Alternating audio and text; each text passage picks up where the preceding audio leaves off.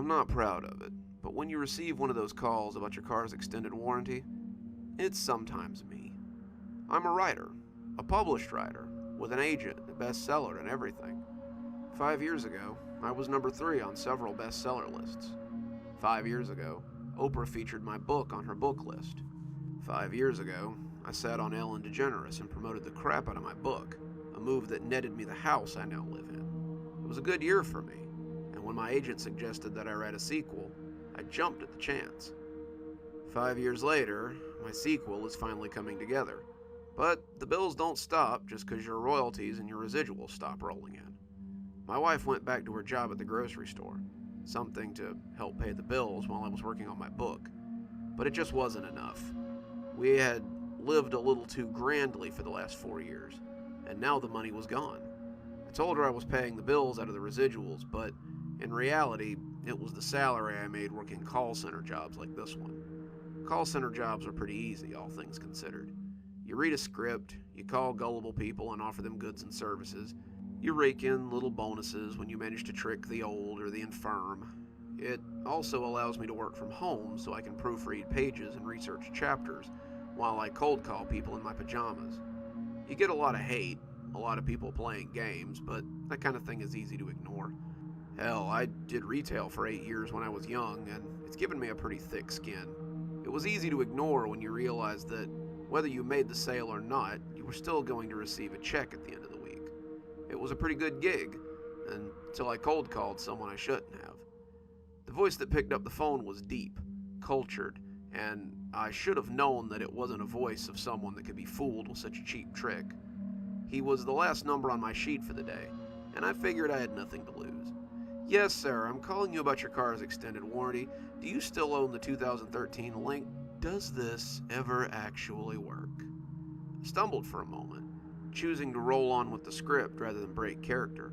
Lincoln, the warranty is nearing its expiration, and we're offering select customers a, "This is the 5th call I've received from your company today, young man." I started to ignore it, like I'd ignored the others, but I figured I'd pick up this time and see what was so important. I see now that the answer was nothing. I tried to stay in character, but it was hard in the face of his frank honesty. "Look, I'm just doing my job, sir. I've got bills to pay and a family to feed, same as you. If you aren't interested, then I'll..." "Oh, a family man! Is that why you take the elderly for their pensions and scam the mentally handicapped for their hard-earned money? Such a provider. I'm sure your children would be proud of their father." He said it in such a matter-of-fact way that I almost didn't register it as an insult. I could have hung up on him. He wasn't the worst offender I'd had all day. But something about his voice rankled me. Where did this guy get off? He was going to sit here and tell me how rotten it was to make my money this way, like I didn't already know? Where the heck did he get off? "Look, buddy, there's no reason for any of that. We're just calling to let you know about your warranty program. If you don't want it, then I'll just..." He cut me off again. "Don't worry about it, friend. I'm sure you'll have more prevalent things to worry about soon enough. Ciao." The line went dead then, and the silence seemed ominous. I sat the phone down like I thought it might blow up. I'd been threatened on the phone before, but this one felt different. There'd been no screaming, no cursing, no invitations to screw myself, or questions about how I slept at night. I shuddered a little, suddenly feeling like a goose had walked over my grave. I jumped a little when I saw my son standing in the doorway, scratching his neck. Michael had wandered into my office while I was on the phone. I turned to him as he stood scratching, his hand moving up and down his back, before asking if he was okay. He'd been napping, something he would have to give up when he started school next year, and it seemed that his itchy back had woken him slightly ahead of schedule. "Daddy, my back is so itchy." I told him to go lay in bed while I grabbed the cream and the lotion. His mother and I called it Triceratops cream, something that always made Michael laugh, and it seemed to be the only thing that helped with his eczema when it got really bad. It's something he's suffered with since he was very young. We've had to wash his clothes with dye-free detergent, use special soap during his baths, and stay far away from things like wool. So I grabbed the cream and the lotion so I could lather him up and bring his itching to an end. As I slid his shirt off, however, I worried there might be something else going on here. Michael's back was covered in boils. A swath of small pustules with white heads were scattered over his pink skin, and they looked like pimples. There were clusters of small patches, islands of blight on a sea of normal skin, and I was honestly a little afraid to touch them. Nevertheless, I mixed the cream together and rubbed them onto his back, feeling him jump as some of the boils burst beneath my fingers. He seemed to relax when I finished, thanking me as he slid his shirt down gingerly. That was how it started. I wish I could say that was where it ended. I was proofing pages when my daughter, Michelle, arrived home from school. She stumbled into my office, her hands scratching at the back of her neck absent-mindedly, as she hugged me and told me about her day. We'd done this ever since her first day of school, and it was one of her daily rituals. She'd taken a test she believed she'd done well on, found $1 in the storm grate near the house, and told Jenny that she was being mean to Sarah, so the two were no longer friends. I listened to her in a detached way, nodding and mm-hmming as she talked, noticing her scratching her neck a couple of times. The scratching didn't seem peculiar. People scratch sometimes, but I couldn't help but notice the red patch of skin on the back of her neck as she left to go start her homework. I turned back to my work, but sighed as I noticed the time. I saved my work and locked my computer. I had hardly gotten through half the chapter I was working on, but it was time to get started on dinner before my wife got home. The pork chops were cooking in the air fryer when my wife came through the door. I smiled as I turned to pull her against me, kissing the top of her head as she leaned warmly into me. She shuddered a little as my hands touched her back, but said it was just some back pain from standing all day. Mary called out again, so I was the only one working the register. Again. It was 8 straight hours of standing behind the register, listening to people complain. How'd your book proofing go today? I turned away from her, pretending to stir the potatoes as I answered. Stephanie could always tell when I was lying. Pretty good. Lots of progress. I'm sure it'll be ready for my agent in a few weeks. That's fantastic, dear. I'm sure it will be as much of a hit as your last one, she said, pressing a kiss on my stubbly cheek. I smiled, but I really wasn't so sure. It all came down to this latest book, it seemed. I just had to finish my book. I just had to write another hit. I just had to find my way back onto the bestseller list and get myself out of Dutch. Easy, right? The next morning, I awoke determined to get some work done today. I would make up for my lack of work the day before and end with some real progress. I still had over 200 pages to proof, and if I didn't get them done fairly quickly, there would be no time to send them off, and quite likely I'd have to sit through notes on a second draft. As I went to wake my daughter up for school, however, I heard the hoarse cough coming from my son's room.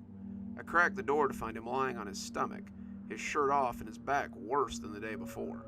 His skin was broken out in red, angry boils, and the small white-headed blemishes of the day before had become larger and redder, their tips filled with translucent pus. He was softly moaning, his eyes begging for me to make the pain stop as they pulsated. My wife came out of the bedroom then, getting ready for work, and saw Michael's back. She ran to him, careful not to touch any of the spots, and asked me if he'd had these since yesterday. He was broken out, I said honestly, startled by the sudden appearance of the large angry boils, but it wasn't this bad. I put on lotion and cream, and he seemed to feel a lot better. Stephanie started talking quietly to herself, mostly arguing with herself about whether she could find someone to cover for her. But I told her I could take Michael to the pediatrician. Heck, what was the point of being a stay-at-home husband if I couldn't take my son to the doctor? She asked if I was sure. She knew I had work to do today, but I told her that it was nothing. I told her to go to work and that I would handle things here. I told Michael to stay in bed, not wanting him to aggravate any of the blisters he had on his back, and went to go wake Michelle up so she didn't miss her bus. I was in for another surprise when I got to her room. I opened her door and was immediately buffeted by the sound of her racking cough and her low groans from the bed. She was warm to the touch, not overly so, but definitely fevered, and I asked how she was feeling. She said it felt like she had the flu. Her throat hurt, she was hot, and her whole body ached. My wife was getting ready by then, stepping into the shower before she stepped into her uniform, and I figured it would be just as easy to make an appointment for 2 kids as it would for 1.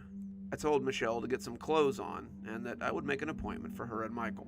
With all the COVID paranoia still floating around, it was pretty easy to get an appointment last minute with the symptoms they were presenting. 1 phone call to an after-hours nurse later, and I prepared to trade all my editing and proofreading time before work for time spent sitting in the car until it was our turn to go to the back. It was an hour and a half before we made it in, and I tried to make the most of it by doing some edits on my phone.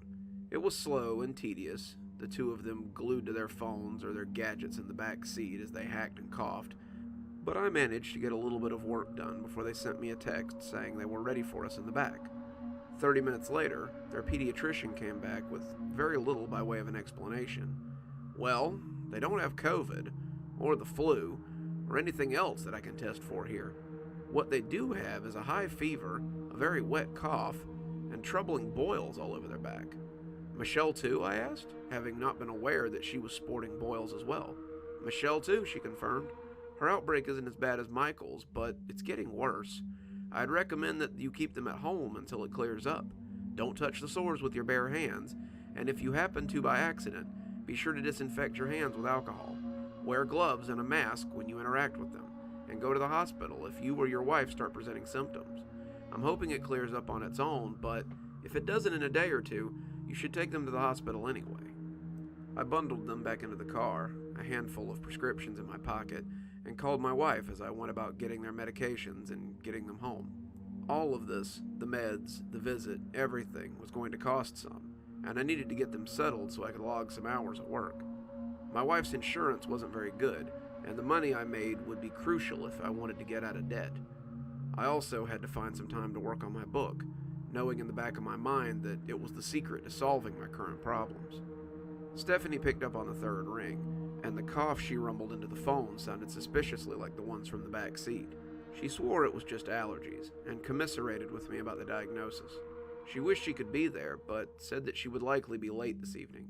Mary had called out, again, and she was the only one working register today. It was noon before I got everyone medicated, set up in their rooms with lunch and toys and entertainment, and sat down at my computer so I could begin my day. As I took calls and proofed pages, I felt a little bubble of anxiety every time someone picked up the phone. I was still a little rattled by yesterday's call, but all of my calls today seemed normal enough. I actually had 2 people give me their information and buy one of the garbage warranties we offered. I had no idea whether they worked or not, but the company was paying me to make calls, not research their products. In between calls, I peeked in on the kids to make sure they were okay. Michael spent most of the day sleeping, his breath heavy and wet, and Michelle just looked at me whenever I peeked in on her, seeming listless and barely there. I gave them more meds and made sure they had juice and liquids, and kept an eye on their temperatures as I took calls in between my nursing duties. As the sun set, I began to get worried about my wife. She should have been home by now, should have been home a half an hour ago, and I was just about to call her when I heard the door pop loudly open. She was laid out on the floor of the living room, her coughs deep and wet, her own blemishes peeking from the collar of her work shirt. I took them all to the hospital then, just bundled them into the car and went.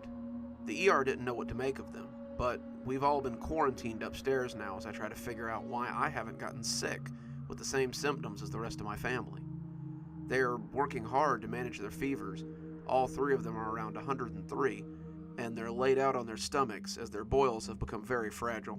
They're afraid that popping them might lead to sepsis, but the longer I look at them, the more intrigued by them I become. I've been sitting in the room for the last few hours, my only company the beeping of their machines, and as I sat next to my wife, I noticed something strange. The boils on her back seemed to be forming a pattern, the swoops almost looking like a picture. I sat stroking her hand, Stephanie groaning in and out of consciousness, and the longer I looked, the more I realized the swoops are words. Moving over to Michael, I can see he has similar words, all picked out in the pustulant boils that mark his baby-fine skin. I brought my phone out and snapped pictures of their backs, the 3 of them requiring a little turning and moving before the messages were visible. I'm sitting here now as I contemplate telling the doctor what I've found. I don't think it'll help, but I don't know what to make of it either. It can't be what I believe it is, but I can't think of any other explanation for the words that I'm reading swirled across the painful backs of my family. The message reads, "I've been trying to reach you about your car's extended warranty." Good evening, everyone. It's me, Dr. Plague, and a happy early Father's Day to all of you. I do hope you've enjoyed tonight's story, and I do hope it wasn't too corny for you. I figured I'd bring you a story of a dad doing his best, just in time for Father's Day. As someone who's been a dad and been a telemarketer, I know sometimes you do what you gotta do to get by. I actually tried to get my youngest to do a voice for Michael, but he's a little bit young and a little bit scattered for that sort of thing, so I just ended up doing it myself. Let's go ahead and thank our sponsors. Thanks to Leslie Lou Riddle and Janet for being our Spooky Skeleton tier contributors. Thanks to Xaronana for being our Ghostly Reader tier contributor. And thanks to Glen Jenkins for being our Ghostly Writer tier contributor. Thanks, guys. You guys are the best Father's Day gift I could ever ask for. If you too would like to support the show, come on down to Patreon. For just $5 a month, you too can be part of our Spooky Skeleton tier contribution tier and have your name read out at the end of every TikTok and every YouTube video I do. $5 contributors and up also get their spooky a day early on Tuesdays and Thursdays. So, what are you waiting for? Come on down and see what all the fuss is about. And as always, thanks for stopping by. Dr. Plague, signing off. Have a wonderful evening and a spooky Father's Day weekend.